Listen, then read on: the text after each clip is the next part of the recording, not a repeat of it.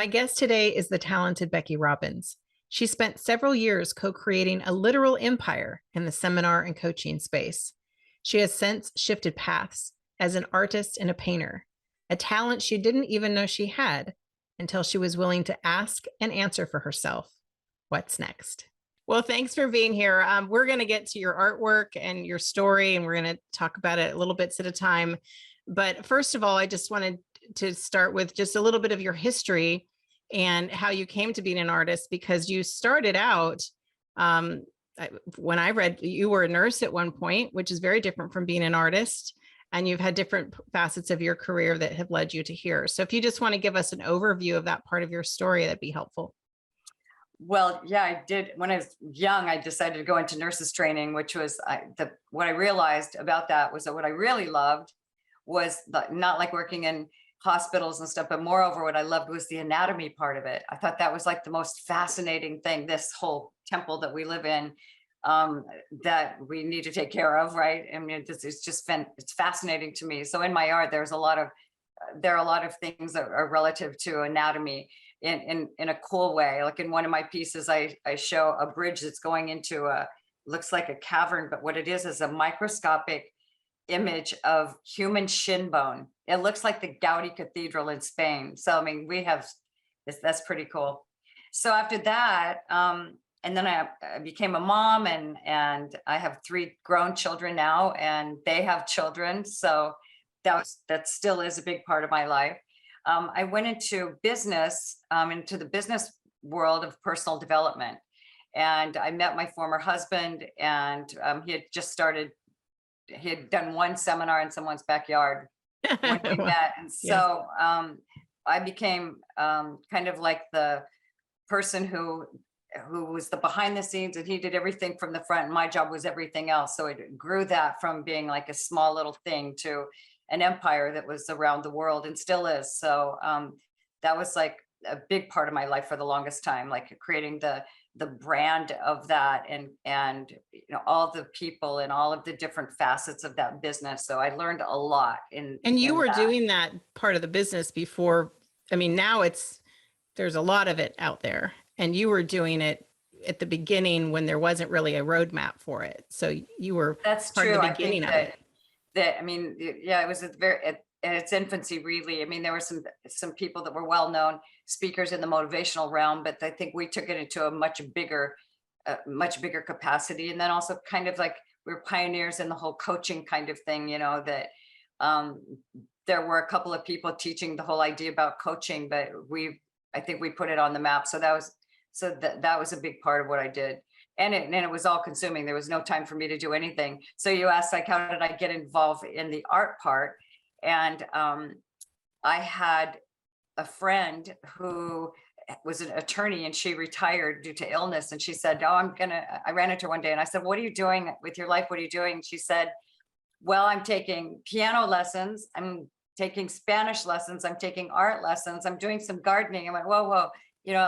She says, well, come with me. So I took an art class with her, and it just sort of started there. So I'm really self-taught mostly.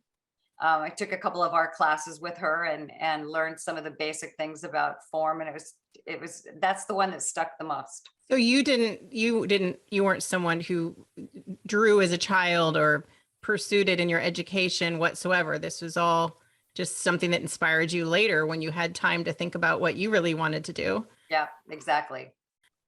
And so when I look at your work, we're going to show up close pieces as we go through the show. But what I like about the work, just the piece that you're working on directly behind you, is it can start anywhere on the canvas, it looks like. And you can have a thought here, and you can have a thought here, and then you pull all those thoughts together, because your work doesn't look fragmented at all. It looks like it all makes sense and it's all connected. And you said these pieces take up to a year to finish. So how do you even know where to start? And where does that inspiration come from? I have what I call my document, which is sort of like a who am I? Like, who is Becky?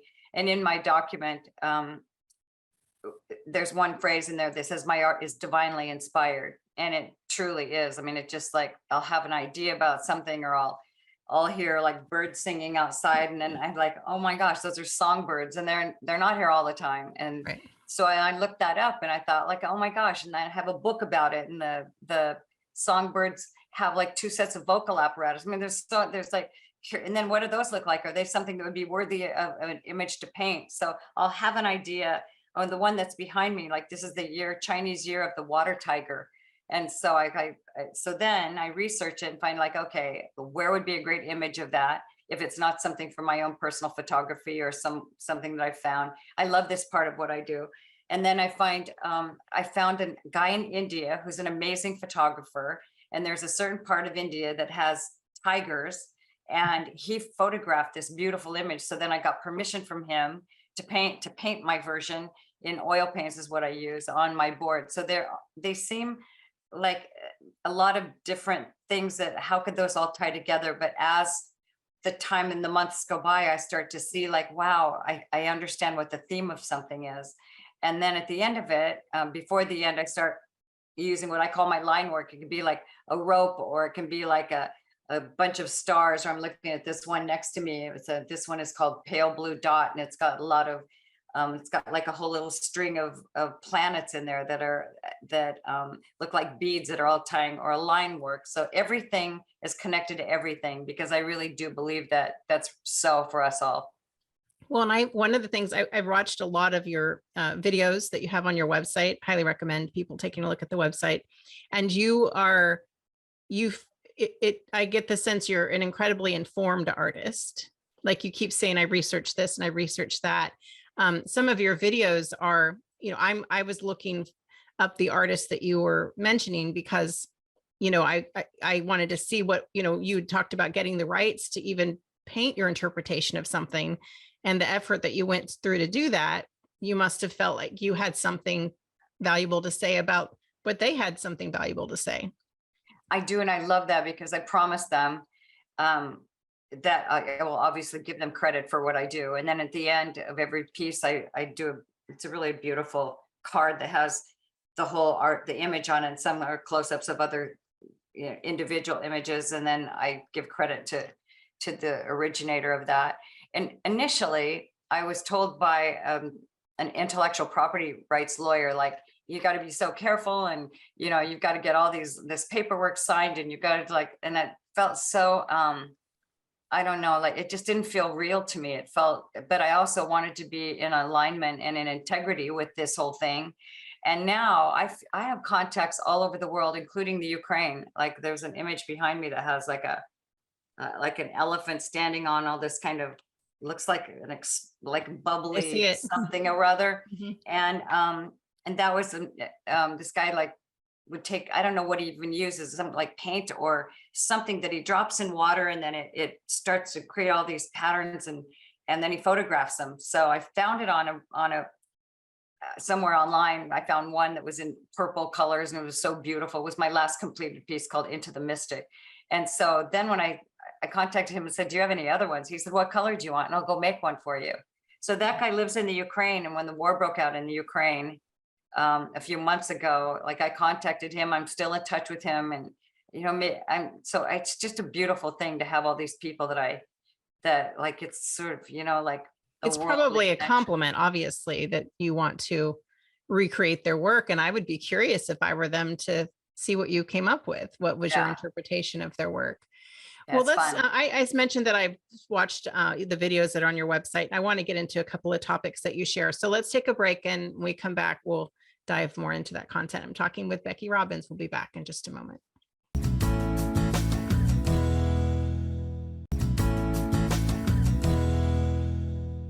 Hi, we're back. We're talking with artist Becky Robbins. We talked earlier about the videos that are on your website, and there's one that I watched recently. It's called Cost of the Story. You want to tell us a little bit about the premise of that particular video? You do these long form videos, which I really like. I don't want to hear someone talk necessarily for 2 minutes. I like that I got to listen to you for 10 minutes. So if you just want to do an overview about that video and the concept behind it. Thank you. It's interesting because I'll just have an idea about something. I'm overdue on doing these, and they've been requested recently, so I need to get back into it. So thank you, Lisa, for reminding me of power of those, because the one that you're mentioning, like cost of the story, is that, I mean, we all go, I mean, every one of us is going through something. I mean, especially in the recent years, and before that, and then, and as children, and what gets planted, you know, early on as kids. And the one you're talking about was reminding myself of my grandmother used to say, poor Becky, you know, your dad's always taking your brother, you know, and he leaves you behind.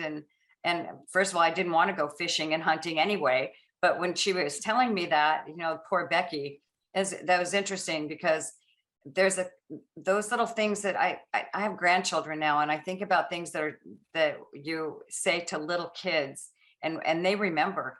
And I mean, there's one that just turned 4 yesterday. I was just there visiting, and he remembers things, and so does the 7-year-old. So I realize that there's a cost to a story. One of the things for me was after I left my marriage, and it was really difficult to do that. I felt like I was letting people down. I felt like I was, and I just had a victim story for a long time, and I felt like I didn't belong. And I realized, like, no one can make you feel a certain way unless you decide that that's true for you.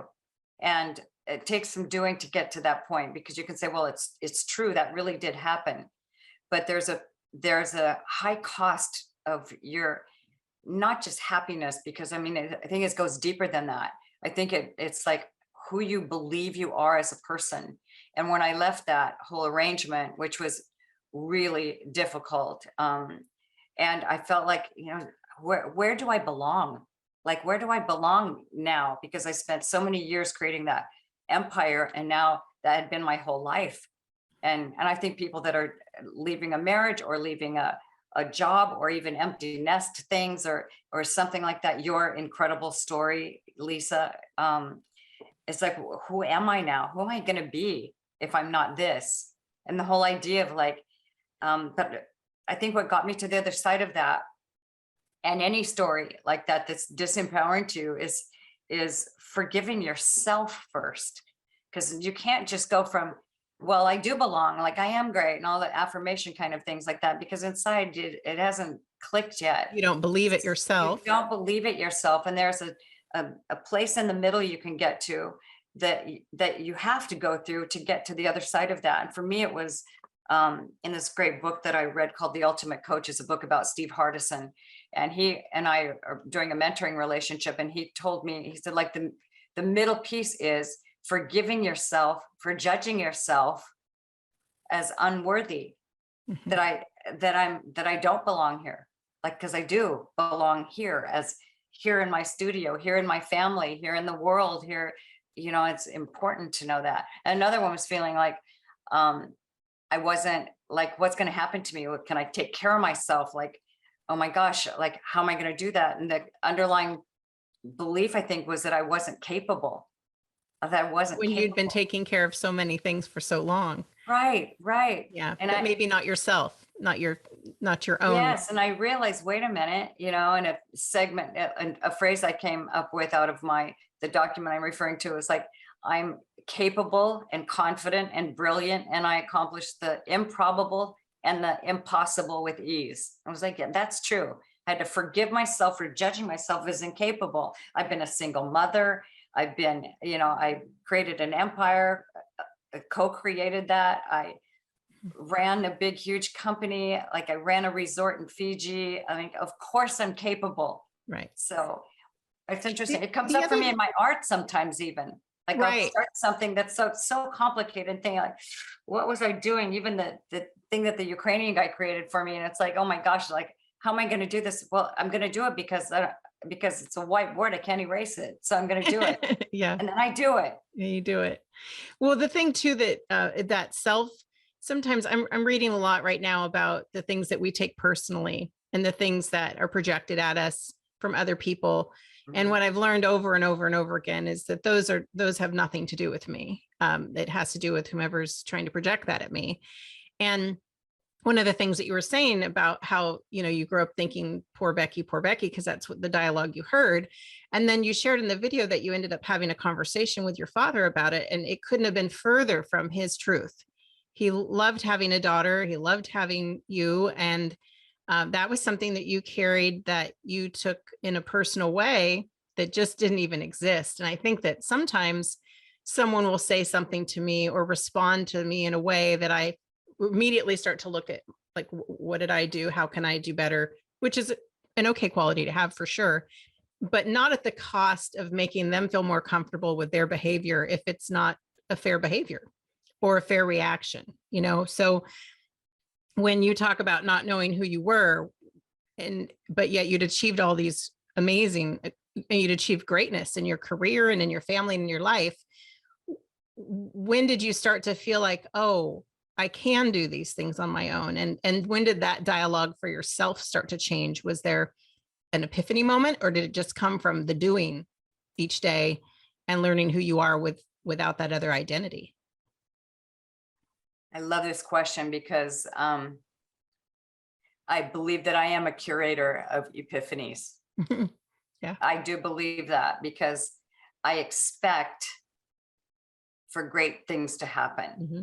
And it doesn't happen overnight, but it does, you know, it's being consistent. It's like being like I have a trainer, like a physical trainer, and he was saying like consistency compounds. Like if you're consistent in the gym, if you're consistent if I'm consistent painting, if I'm consistent with, you know, like the way I eat, that'll compound into like like a financial investment. You invest 1 penny, that example, you invest penny one the first day, like in 30 days, you end up with $1 million or something. You keep it invested, right? And I also think though that it goes two directions, because the consistency in a negative way can compound faster. For sure. So you go downward spiral way faster than what it takes to get to it's like you can build a house and it'll take 2 years to build a house, and it can burn down in 10 minutes, you know, or the hurricane. So it's like, it takes consistency. And I think that is what builds the character that you then start to believe, like, I am capable, and I'm, you know, and I do have the ability to create greatness within me. And maybe this is like the most amazing way to create greatness is me, Becky, by myself, because I believe that it is me. You know, I could have said like, well, maybe it was him, maybe it was all those people. Like, well, yes, there's a co-creation, but it's me, just Becky, doing this right now. And that is, you know, I feel like I'm the beneficiary of that perspective. When you talk about the going downward, the spiraling downward, that is, I think that that happens so fast. I think when we're coming up out of something, you know, it's the time maybe that we spent on the couch. I remember I used to take my son to school. It was within the months after his dad died. I'd get up with him in the morning and I'd make his breakfast and I'd make sure his day started well. And I'd write him a note for his lunch and take him to school. And then I'd come home and I'd be on the couch, or I would work as much as I could. And then I'd let my assistant do the rest, or whatever it was I could manage. And it wasn't until I was coming off the couch that I was like, oh, I think I was in a bad spot there, because we're so much more paying attention to the dialogue in our head when we're trying to build ourselves back up, that when we're spiraling down, that dialogue is getting really diluted by everything else we're feeling. It's just not clarity. So I think it's good when we can share. I'm reading a good book about, he talks about the film. If you played a silent film of your day in your life, you could pinpoint where you're not consistent and where you're not reaching your goals because of the inconsistency of your day. It's like you say, it takes an hour, a year to finish a painting. If you're consistently not working on it, it's going to take you 2 or 3 years. And if you looked at that film of your life, you'd say, oh, I need to be in the studio more, whatever that is. But sometimes we don't even take the time to take that look at ourselves. We're just too busy being ourselves. Does that make sense? Mm-hmm. Yeah. I think that there's a discipline, you know, being a disciple of my own life, because of the result that's accomplished, because of the joy of the journey part of it. I know that we hear all these cliche things, but it's really true for me that I'm disciplined about the way I start my day, and also leaving room for magic to happen. I mean, I like that, because I don't only want to be the disciplined person that's like grueling it out, like I don't want to be that girl. I want to have like, I have djembe drums. I want to go and play my drums and do things that are out of, that I want to go walk on the beach at sunset and do different things and that experience different people. And there's something called a Jeffersonian dinner that a friend like told me what the name of it was, but I love having like a small group of people for dinner, like maybe 6 people, 7 people. And we're all talking about one topic, but that's the Jeffersonian bit, but just like interesting people that like increase my vocabulary, my societal vocabulary in the world. And also I just feel like we're in a place where that's a necessity right now. I'm helping a man, his name is Ethan Penner, and he's written a book called Greatness is a Choice. And it hasn't been published. It'll be published in May. And it is a beautiful book of like 64 ideas of his, like how he created greatness within himself, but also he wants to try and help this country be a better country. And I mean, I feel right now that we have a big responsibility to each one of us to like get out of your stuff, put that aside, and come on, like let's be big girls now, and let's grow up, and let's like realize that we're leaving a future for our family, and we need to get involved in whatever that's going to take. But I don't even mean necessarily politically, but I mean like, who are you being? Who are you being in your life? In your little corner of the world, I always say it, if we all took care of our own little corner of the world, yes, the world would just be, it can't help but be a better place. And I feel like we must do that right now. We must do that right now. I think that gets me up in the morning. Yeah, I agree. Let's take a break and we'll let the folks know where they can find your artwork and more about your website. And then you're going to start selling your art. Good for you. We'll be back in just a moment.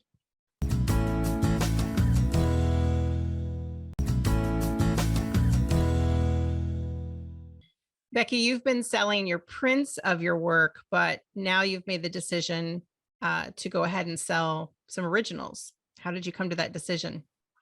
I came to that decision because at first I wasn't, because I wanted to hang on to them and see, like, could they be valuable someday when I'm dead? That kind of a thing. But I think they're valuable now when I'm alive too. And I've had people ask me like, oh, we only buy originals. So I said, okay, so I'm willing to sell the originals for a price that I feel would support the mission of women selling their art who are not as accepted in the art world. So I'm selling my originals. I'm going to do it in groups, in small groups that I'll release at a time. So my first group, I'm selling for 500,000 each. I have the first 4 that are going on the market for that. And when those are sold, which I've already got 2 people that are interested in buying 2 of those, then I'll figure out a release date for like 4 more. And in the meantime, people can also buy the prints if that's out of their price range, but they want your art. So, right. Well, congratulations. I'm really glad to know that you're willing to part with some of that. It has to be worth not leaving it to your children, but obviously you probably have plenty of work that you can share with your family and with the world.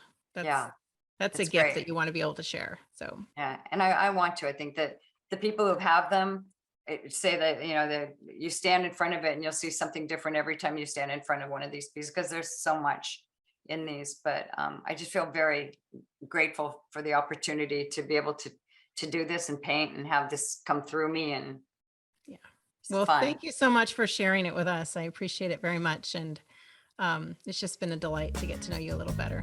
Thank you, Lisa. Thank you. It's mutual. Take care.